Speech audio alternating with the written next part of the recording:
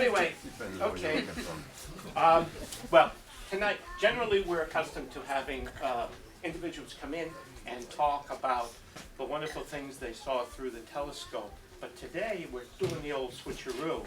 We have an individual who's a craftsman and who creates these telescopes. In fact, he's the, well, it's right there, you know, Rob Teeter, owner, founder of Teeter's Telescopes. He's also going to tell you that what a Dobsonian is, because I'm sure some of you are going on your, looking for an app to try to find out where the country of Dobson is. So he will tell you where it is. The motto of his business is the convergence of edge technology and master craftsmanship since 2002. Please welcome Rob Teeter.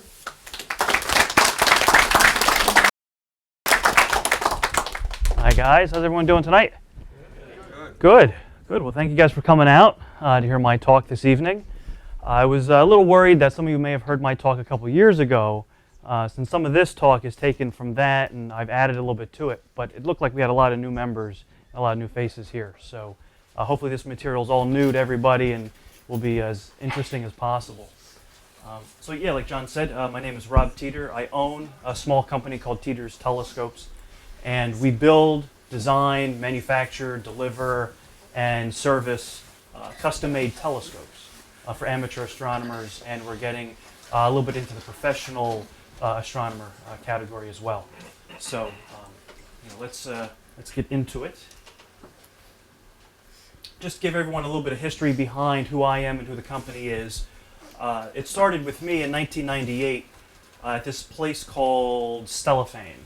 Now, has anyone here ever heard or have ever been to the place called Stellafane? All right, just a couple hands. Okay. For those who don't know, Stellafane is the biggest telescope-making convention in the country. You may not have known that there were any telescope-making conventions, but there's one big one here on the East Coast, and it's actually the biggest in the country. They get anywhere from 2,000, 3,000, or 4,000 people who will go up there on a good year. It's up in Vermont. And everyone camps out. It's sort of like Woodstock. Everyone's kind of camped, and if it rains, it's all muddy and kind of nasty up there. But when it's clear, pretty dark skies up there, and people display telescopes that they themselves had built. And then there's a judging competition. Judges go around, they look at your telescopes for craftsmanship, innovativeness, optics, and then you get judged, and on Saturday night, they do the presentation of the awards. So what Stellafane has become, since it's been around for close to 90 years, it's become the location to go to show off your telescope if you've made it yourself. Luckily for me, we went up there in 1998, my father and I, and I won first place in the junior division. I was only 15 years old at the time, so their junior division goes up to 16 years old, so kind of close to the cutoff there. But I was there were 8 or 9 other kids my age, some a little bit younger, that also built telescopes and brought them up there and put them in the competition. So to me, that's where this all started. It was just a hobby for me to get into astronomy, like some of you guys might just be getting into it. And then I got into the equipment end of things, and then it's been this roller coaster ride for the last 16 or 17 years. We officially opened the business in 2002. I delivered the first telescope, an 8-inch f8, in 2002. Now, I know some of you guys are new to the hobby, or would you consider you guys yourselves new to the equipment as well? You may not know what 8-inch f8 refers to. It's sort of like a foreign term to some. You can raise your hand if you want. You don't have to be. There you go. Okay. All right. Well, this is simple. When we talk about the inches, 8 inches, 16-inch diameter of the main primary mirror. All right. For telescopes that I build, which are called reflectors, so they use a main primary mirror instead of a lens, which would be like a refractor. So these are reflectors. So the 8-inch reference refers to the diameter of the primary mirror, and the f8 or f4, whatever the f number might be, simply take that number and multiply it by that number to get the length of the telescope. All right, so then if you know the length of the telescope, if you know the telescope is 64 inches long and it's an 8-inch in diameter, it's therefore an f8. All right, so that's just a reference to give you guys an idea how long the telescope might be. Then you can get into all sorts of minutia about, well, an f4 is better suited for deep sky objects. So say you want to look at a galaxy or a star cluster. well, you would probably want an f4 more than an f8, which you'd want more for planets. f8 is a longer telescope, smaller field of view. So you're looking at a smaller portion of the sky. So that would be better suited for a smaller thing, like a planet, not a big extended object like a galaxy, which you'd want with the f4, so the wider field of view. So hopefully that's kind of puts into context what we're talking about here. And then you can see here we've delivered, we started with the first one in '02, and then I should update this because obviously we're now well into 2015. We've delivered close to 200 telescopes. Now that may or may not sound like a lot. One of my main competitors has delivered over 1,200 telescopes. And then there's some mass-produced competitors that I compete against from China that are selling hundreds and hundreds and thousands of telescopes, over a certain time period. But these are 200 custom-made, one at a time telescopes where the customer calls me up and says, look, here's what I want, here's a whole checklist of things, and each of the telescopes that we build is unique to whatever the customer would want. Now, any idea why you'd want a custom-made telescope? Why not just order one off the shelf? What's the appeal of having one built for you? Want it to work. Want it to work, yes. Yeah, some of my competitors' telescopes simply don't work. You get them, you set them up, you put them together outside, ready to go to look at the moon or Saturn, and it doesn't work, it doesn't focus. The ones we do, we test and make sure at our workshop, which is based actually up in Rockaway, New Jersey, to make sure that it works, so that when you get it, it actually works. Also, you may want a shorter telescope or a taller telescope. You may want one that's right here, so you don't have to get up on a ladder to use it. We can design it like that. You may want one, like I said here, that's more planetary based, or one that's more deep sky based. So some different things, and there's different colors. And actually, we can kind of get into that. Say you wanted a yellow tube. Well, no one else is going to build you a yellow tube except for us. So if you were really crazy about a certain color, for example, this was the first 8-inch that went up there to Stellafane with the blue ribbon and the first place award that we built, that my father and I put together. And I consider that really the Academy Awards of telescope making. I mean, I'll stop patting myself on the back. But because there's really no accreditation for telescope making, right, or building or manufacturing or designing. There's no college, there's no certificate that you get beyond something like this, where you go up there and it's really the hallowed grounds of Stellafane. And if you walk away with an award, it's really something. So this I have still hanging in my workshop. And I walk past it every day, and it kind of reminds me where I started at 15 years old, and now 17 years later, where I've gone since then, 200 telescopes later. And just to give a little bit of credit here to my father, he unfortunately passed away only a year after we went up there to Stellafane. So we were in the midst actually of designing our second telescope. We had big plans of going back to Stellafane. We were going to win again, but this time in the adult division, which is significantly harder because there's more telescopes entered into the adult division. But we never really got a chance to finish that up. But he, with our motorhome here, we used to go around to all the star parties. Star parties are weekend-long camping events that you guys might go to, and it's somewhere dark, somewhere way far away, and you camp and you cook out and you have fun and you look at the stars and the planets at night. So we would do that all the time. So it was tough to lose him at that point in my life. I was only 16 at the time.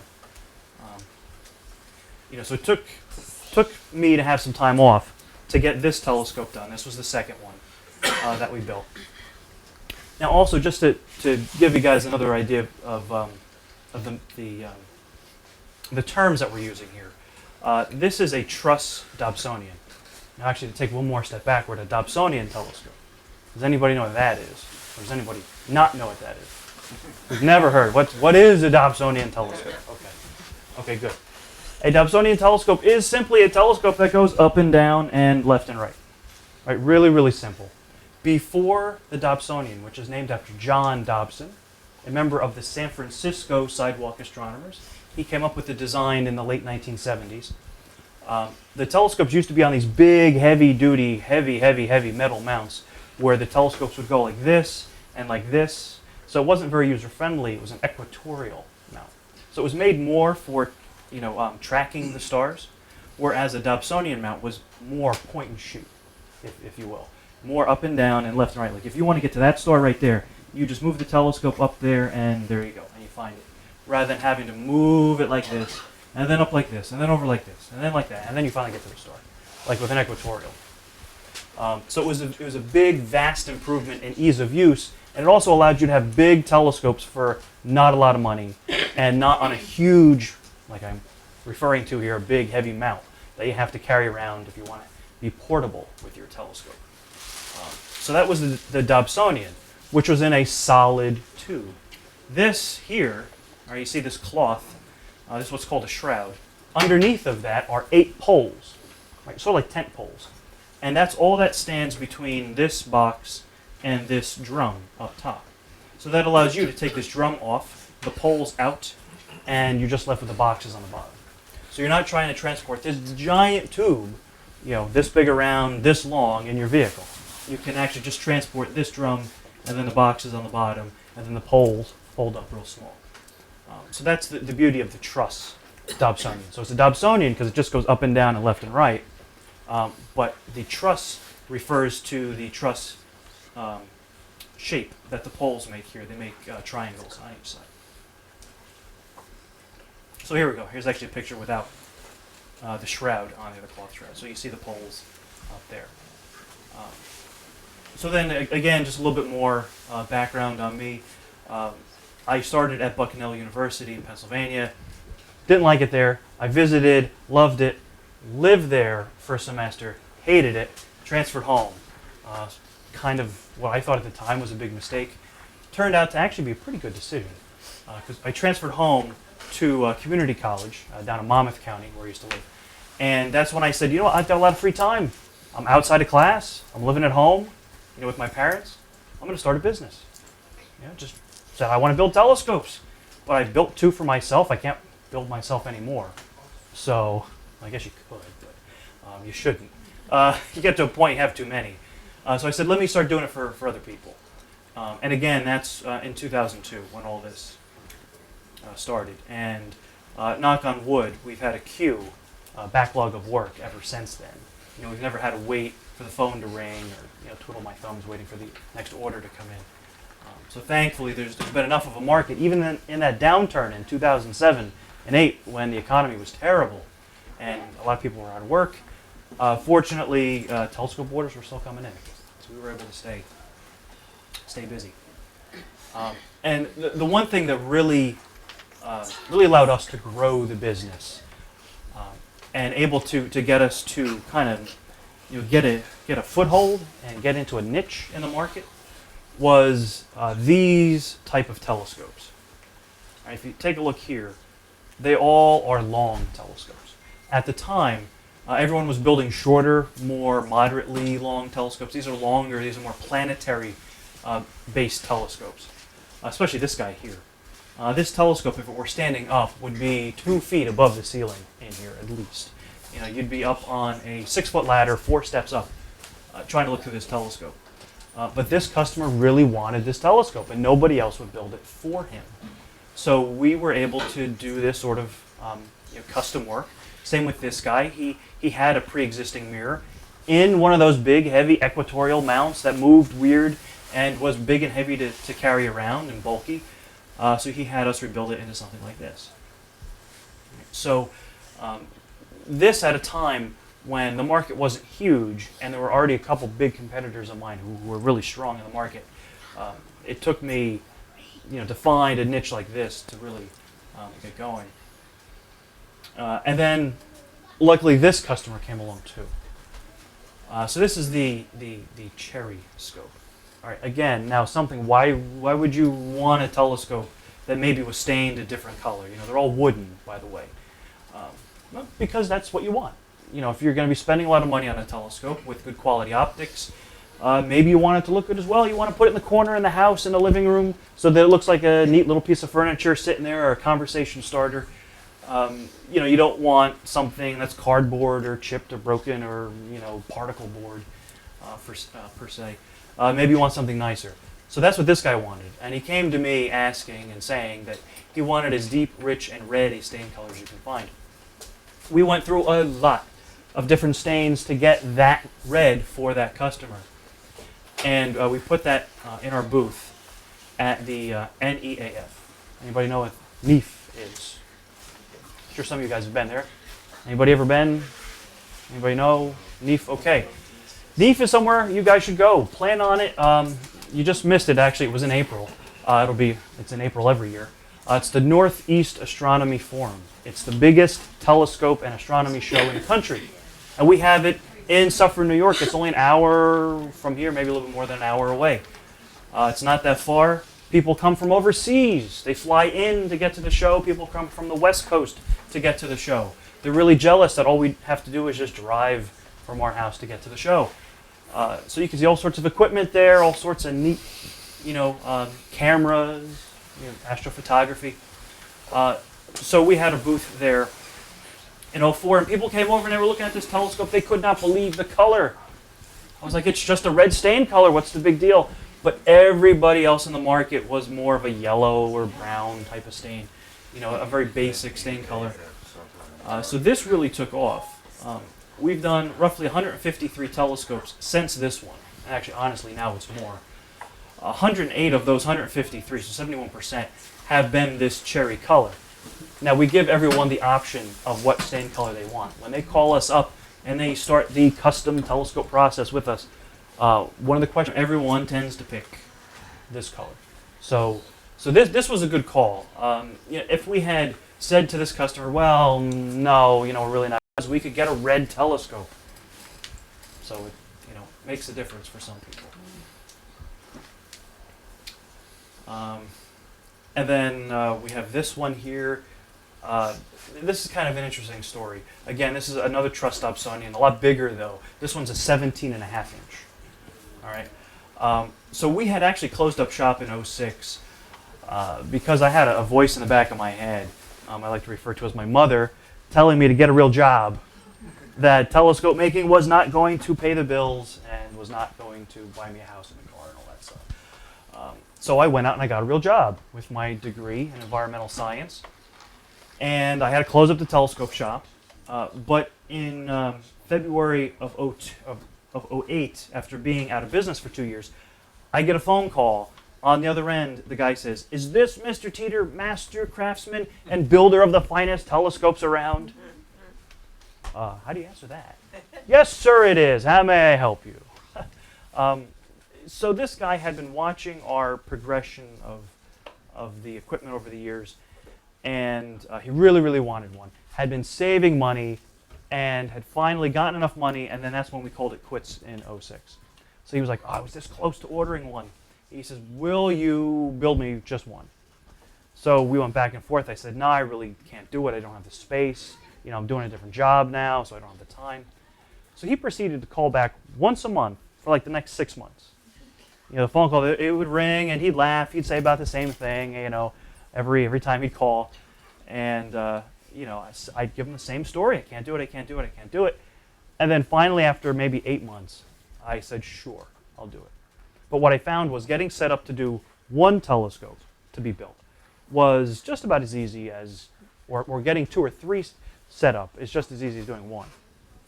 So we got set up for 2 or 3 telescopes, and the rest is kind of history, because he's the guy that drugged me out of retirement, per se.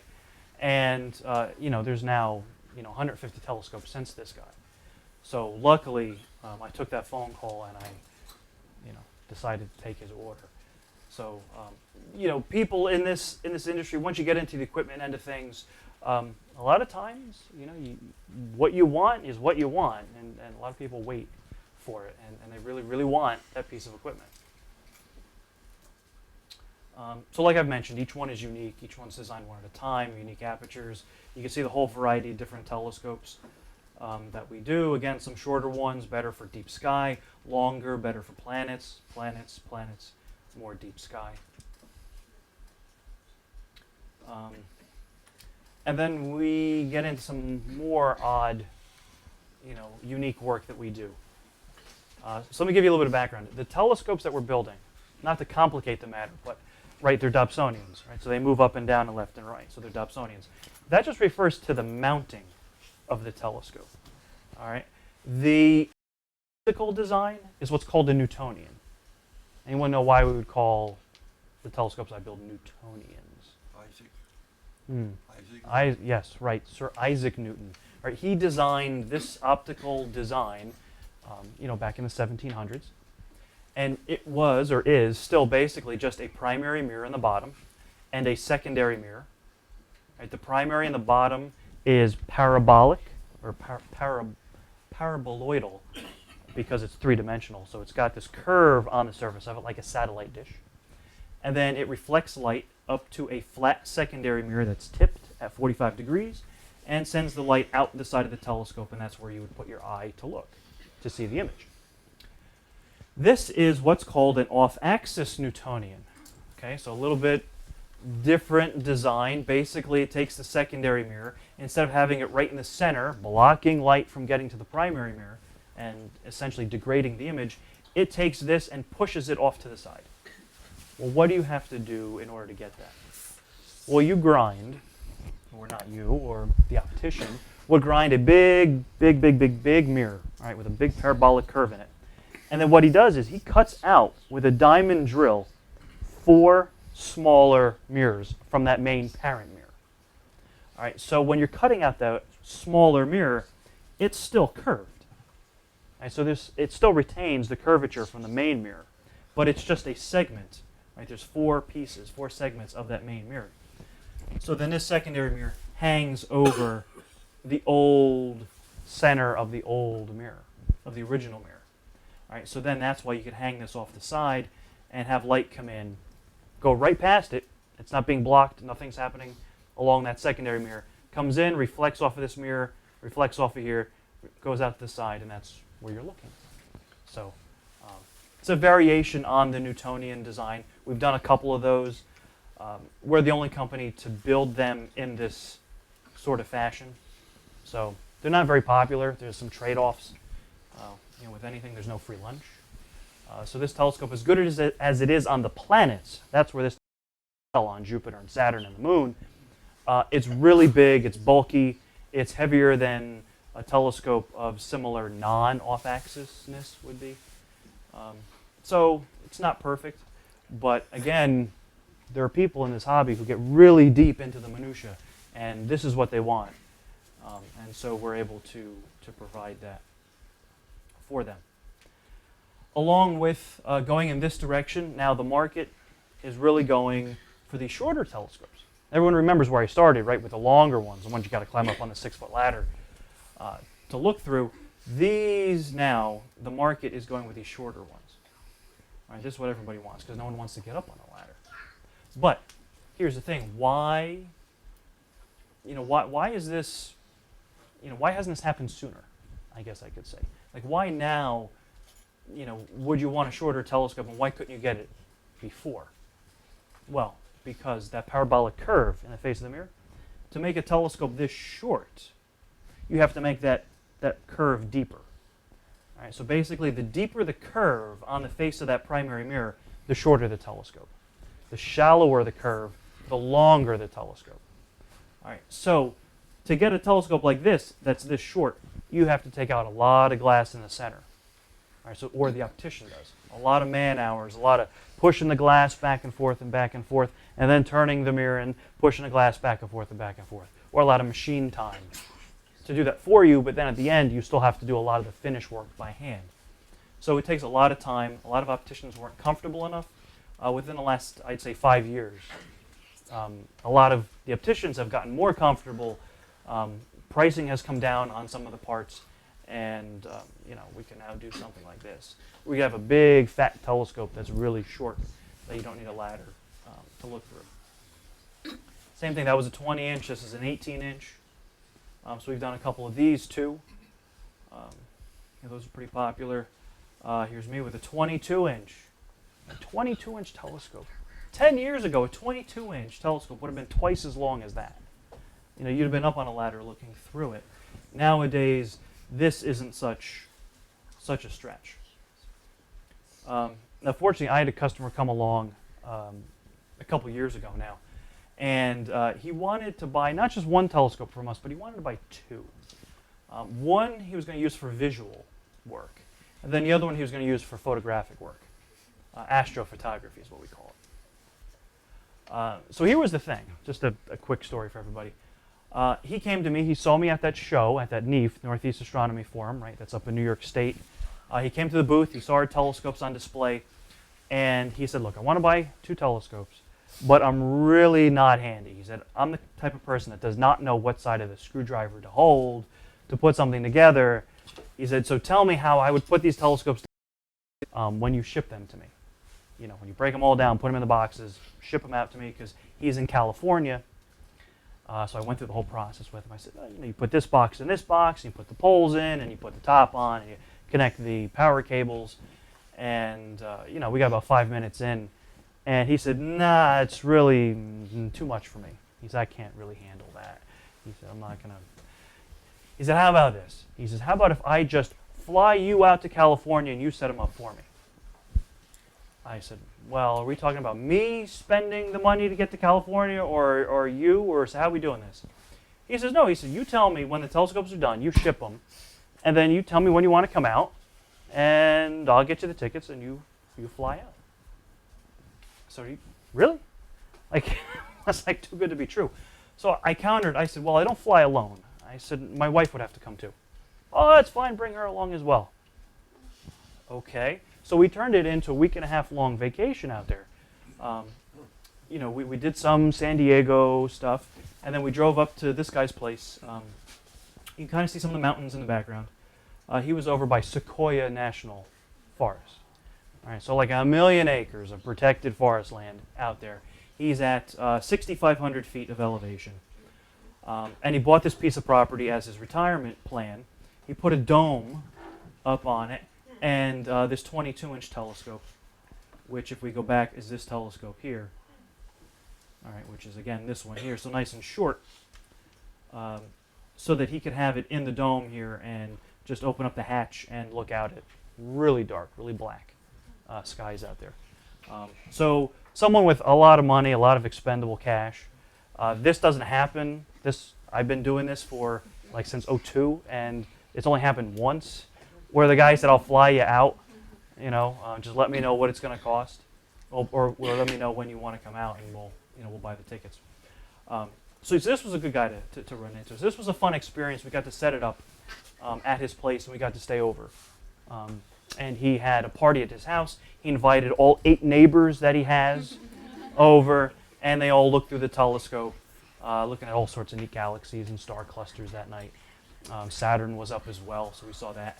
So that was fun. That was, a nice little perk of being in the business.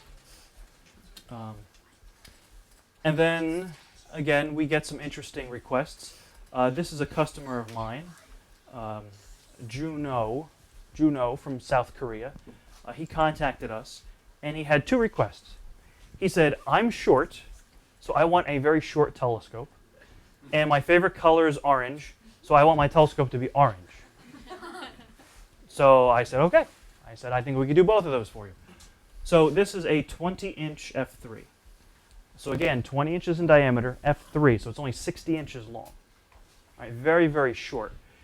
You may find some 15s or 16-inch telescopes out there, maybe even some that the club has in storage here, that are smaller in diameter but longer in length. So this is bigger and yet shorter and more compact, more easily transportable. So this also, too, at the time, was the first 20-inch f3 to be sold commercially anywhere in the world. So this guy came along at just the right time, and it was a challenge for us. We had a lot of hurdles to jump over to get the structure strong enough to hold that primary mirror so that it didn't flex. But we were able to do it. We shipped it to him in South Korea, and he got it, and here he is with a couple of his observing buddies out there. And he says it gets very cold. It's cold and wet where he is at his observing site. So he said he's bundled up most of the time, when he goes out observing. So he enjoyed it, and that was a great thing. But again, I mentioned before, there's no free lunch. when you come to designing telescopes and using telescopes and telescope performance. Because look, here, this is that secondary mirror. Remember, the primary mirror is parabolic in shape. So that reflects light up to this secondary mirror, which sends light out to the side. So this is a traditional Newtonian telescope, right? Sir Isaac Newton designed it like this. The downside is that this is now in the center versus that off-axis where it had it on the side. So it would not be practical to make this an off-axis design. This has to be a traditional Newtonian design. So you pay the price by having this big block, right? Essentially sitting right in front of your primary mirror, blocking about 25% of the light from getting to your primary mirror. But it's worth it because you get a nice big bright image. The galaxies look really nice. Star clusters look really nice in a telescope like this. But the way the physics works with this, it's not a very good planetary instrument. All right. So this guy, when he bought it, he knew full well that this wasn't going to be good on Jupiter. We tested it on Jupiter. It was all washed out. Wasn't a whole lot of detail. So he had like an $8,000 refractor telescope, big long refractor telescope that he would use for planets, and this was his deep sky telescope. So again, someone else put a lot of expendable cash. So we like to run into people like that. It's easy to sell telescopes that way. All right, so here we go.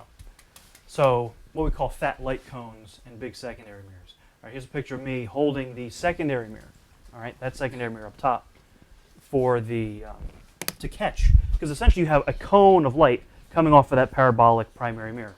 So you have to put a secondary mirror there to catch that cone and to send it out to the side. A typical secondary mirror in a telescope that we build is something like this. This is the holder that holds that secondary mirror in place. So light comes up from the bottom of the telescope, reflects off of this, right? It's a 45-degree angle, like I mentioned, and it sends the light out to the side of the telescope where you'd have your eyepiece and your eye. So this is a 2.6 inch. We measure secondary mirrors. This axis, what we call minor axis. There's a major, but when you tip it at 45 degrees, what you see is the minor axis, right? That's blocking light. It's not the major axis, so minor. So this is for a typical telescope. For these shorter, really highly specialized, we end up having a secondary mirror holder like this. Okay, so just to give you guys a sense of size difference, we're really pushing the envelope in design now with big secondary mirrors. Some people don't have telescopes that are this big. Their main objective is less than 5 inches, which is what this is. This is 5-inch minor axis. So it's about 7 inches major. So this is a really big piece of glass that would sit inside of here to catch the light cone coming off of the primary mirror. So again, a lot of engineering has to go in to make these things work properly and to keep the optics all in alignment. Because once you get to optics this big, they just get big and heavy. And they want to strain and they want to stress on the spider that holds it in place. So some extra engineering has to go into it. Another neat thing here, I did a little bit of math here. That 20-inch f3, so the one that went to South Korea, so that's got a parabola, right? Here's the parabolic curve on there. Another piece of jargon, or scientific term actually, not just jargon, is sagitta. That's the depth of the parabola at the deepest point, right, as compared to the edge of the mirror. So that's your sagitta, all right, the depth. On that primary mirror, 20-inch f3, it was almost half an inch deep. Right, that's a lot. Right, that's equal to removing 66 cubic inches of material all in here. That's 66 cubic inches of material. Doing the math, that's enough volume to allow you to pour more than a quart of liquid onto the face of the mirror before it would fill up and overflow. So you could have your Cheerios in the morning with a little bit of milk in there on the face of the mirror, and you could eat out of it with a spoon without it overflowing the edge. So it's very, very deep. This guy. Oh, yeah, right. Right. I don't know. I wouldn't suggest maybe a smaller, less expensive one. And just for example, that 20-inch f3, that was about a $7,000 mirror. Just to give you guys an idea. It's about $2,000 in glass and about $5,000 in labor.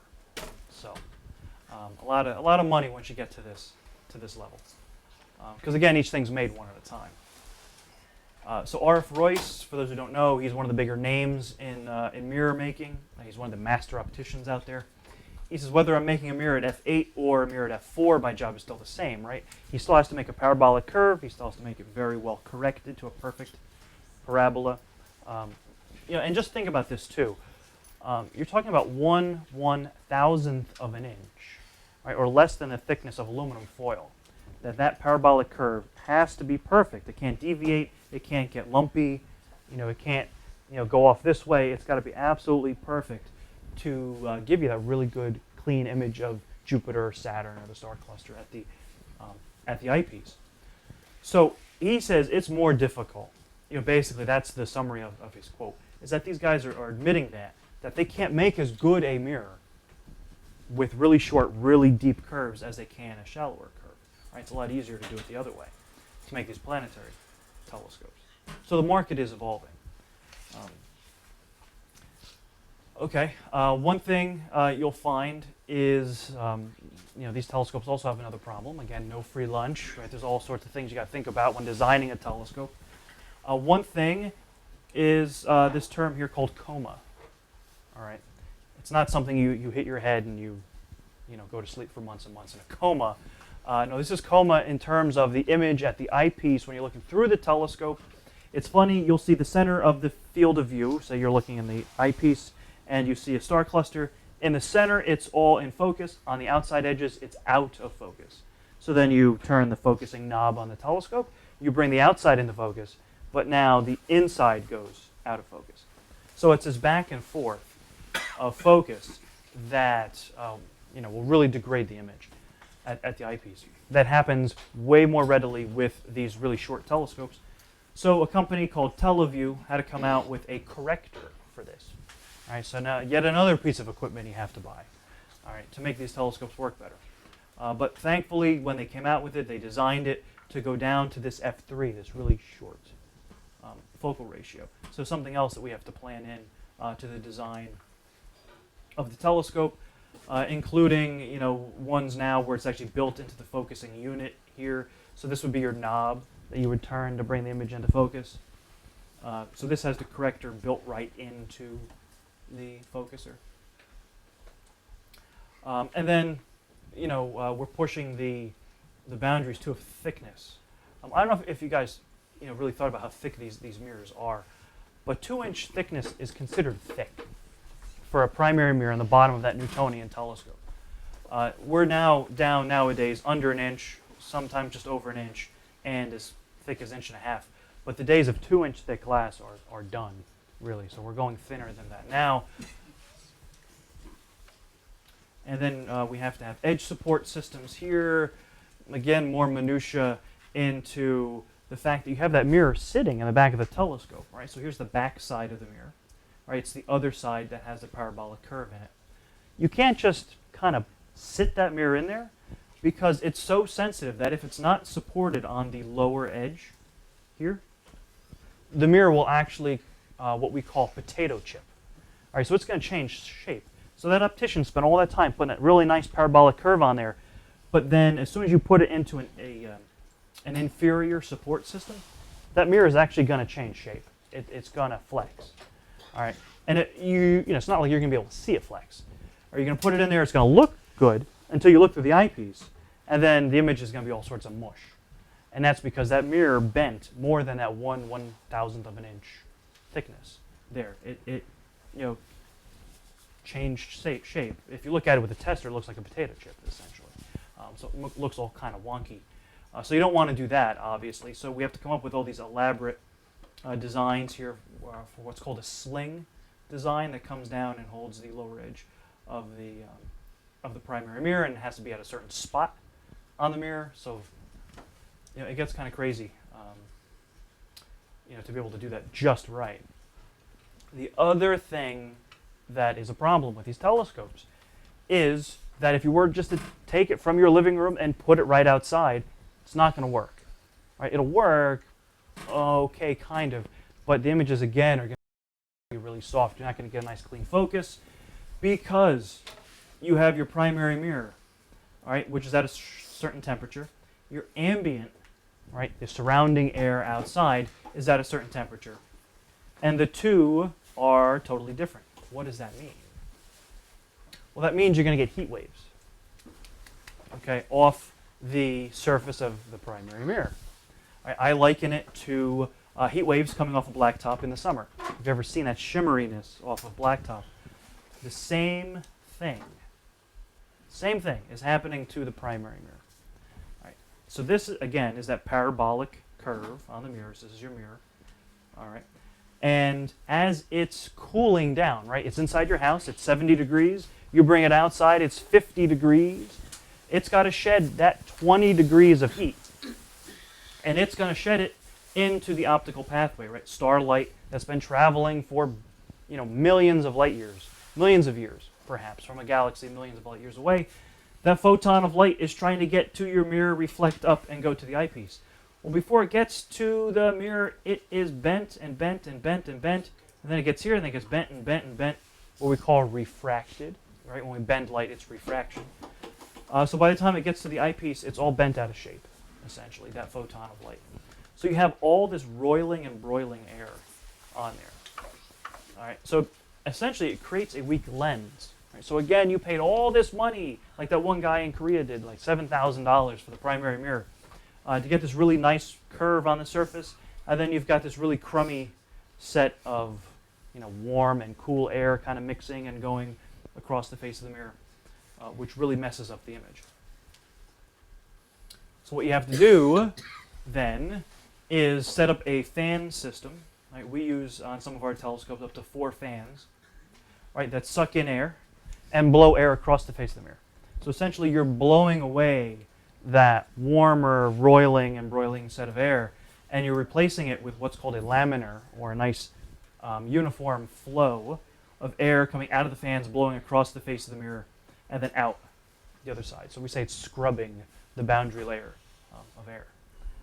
You guys may not have known it was so complicated to use a telescope. No idea. There's telescopes you can get at the store, right, at Walmart or Sears or whatever, what have you, and you can set them up and use them, fine. It'll work, it'll show you something. But if you want to go that next step and really see really good detail, really amazing stuff, you need a big telescope. It doesn't have to be this big, but, somewhere in the range of 8 inches in diameter, right, 8-inch aperture. But then you run into some problems with some cooling, and, you want to do it right, and you want to get the best image possible. So some of these steps you have to take. And then, again, the minutia, that's another word of the night, is there's an argument out there, there's 2 sides of the fence, where people say that you have to blow air in, and people who say you have to suck air out of the tube. Okay, and there's a lot of back and forth. A lot of people stand on one side of the fence or the other. So either you're blowing in or you're sucking out. You're blowing in or you're sucking. So there's not a lot of empirical evidence out there as to which way is better to do it. But as long as you have some movement of air, that's better than no movement of air. So whatever direction you go. All right. So a lot of these telescopes you could buy from, say, Orion as a beginner telescope. They may or may not come with a fan. If they have a fan package, that's what I say is the most important part. The most important accessory you can buy for your new telescope is to have some kind of fan blowing on the back of the primary mirror. All right, because otherwise you're going to wait upwards of an hour to 2 hours for that telescope to go from that 70 degrees inside your house to 50 degrees outside before it's able to really show you nice crisp images. Right? Otherwise you're not going to be able to pull a sharp focus and things are going to be out of focus. So really you need cooling to go on there. Otherwise you're waiting. So it'll take that 2-hour time that you'd have with no cooling, maybe down to 45 minutes. Maybe you want to put your telescope out before you're going to use it, before it'll be, primo to be used. Then there's also the problem of the pesky Earth rotating, right? We spin. If you've ever looked through a telescope that was what we would say is undriven, it has no motor drive on it, and you look through the eyepiece, and the image moving across the field of view. Or if you've ever been at a public star party, and the guy running the telescope says, okay, wait, let me get in here, let me recenter the image. And then 2 people go by, then, let me recenter the image again. That's because the telescope is standing still, and the Earth is rotating, right? We're spinning on our axis. So that's making it look like the sky is moving. Right? Same thing will happen in your telescope, except you're looking at a much smaller portion of the sky. I mean, imagine like a little tiny sand grain held out at arm's length. Sometimes you're looking at that small a field of view in the telescope. So as the Earth is spinning, that image that you're seeing in the telescope is going to move. All right. So that can get very annoying. So what we do is we have these drive systems now for these Dobsonian telescopes that allow the image to stay dead center. So it's moving the telescope at the same rate the Earth is rotating on its axis. And basically it's just a motor, some cables, some pulleys, a drive wheel here. It's simple, it's effective, and it makes observing a lot more enjoyable. And then when you pair it up with this computer here, this will actually tell you where to point the telescope. So say you're new to the hobby, you know, I just want to see something. I don't know what I want to see. But as long as you can come up with some kind of catalog number. A lot of times there are star charts out there that'll tell you Messier 31, Messier 95, Messier this, M that, M this. If you type that into this telescope computer, it'll actually tell you where to point the telescope to find that object. Right, you give it 2 bright stars and the date, and then that computer will get you to where you want to go. So that's another nice little feature that you could always add to your telescope, so that you actually see stuff without having to, what we say, star hop to different objects, which can be frustrating at times. And then this is neat too. This will actually work with your iPad. For example, everyone here who has an iPad or a tablet of some sort, if you get this little box called the SkyFi connected to your telescope, you then create a wireless network, or this creates a wireless network. You then join with your iPad, and you would launch your, let's say Sky Safari is the app that's most compatible with this. So I could bring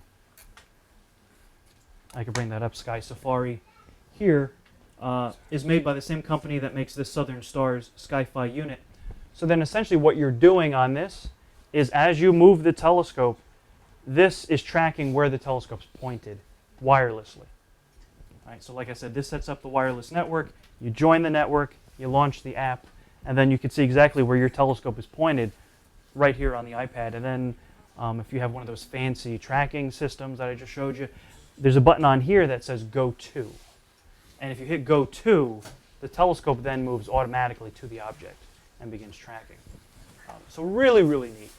This is brand new within the last 2 or 3 years. It's really been refined within the last year, so now it works. But always be sure to rename your network.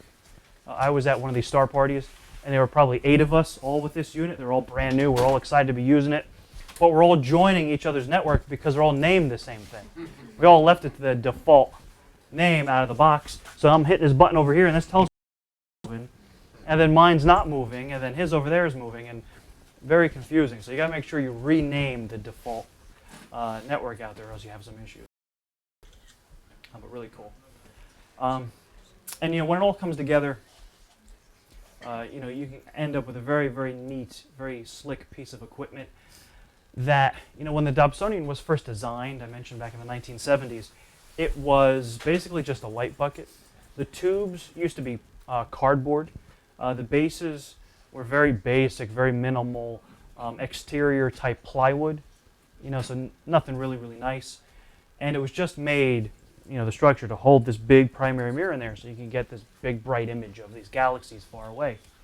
Now we're getting to the point where myself and my competitors alike, we're designing these telescopes that essentially could be inside of professional domes and observatories, where science and research can be done with a telescope like this, to add cameras to it and tracking to it and all that. So really over the past 30 years, the Dobsonian telescope has gone from bare bones basic sidewalk astronomy to something that's really ultra premium at this point. And, for what seems like a lot of money, if it's really your thing and you've saved up for it and it's something you really want, you can get something that's just was unthinkable 30 years ago, that you could own something as advanced as this.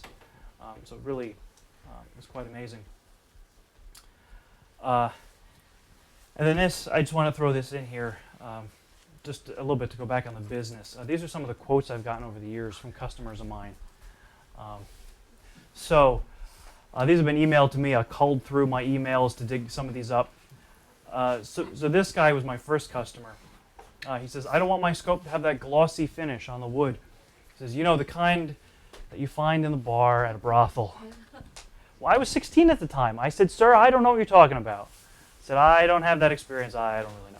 I said, but we'll do a matte finish on there. Don't worry. Then we had another customer where he said, I can spot a 1/16 inch error across a large room.